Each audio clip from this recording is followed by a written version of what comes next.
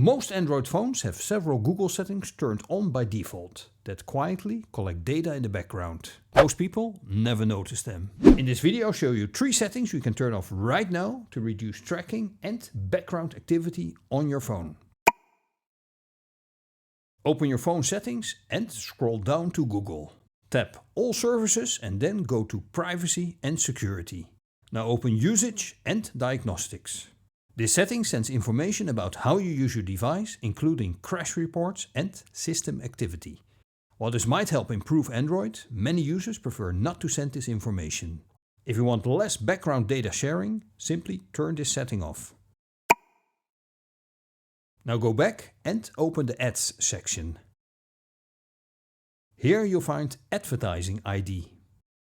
This is a unique identifier used by apps to show personalized ads based on your activity. Tap Reset Advertising ID, then choose Delete Advertising ID. Ads may still appear, but they won't be personalized using this identifier.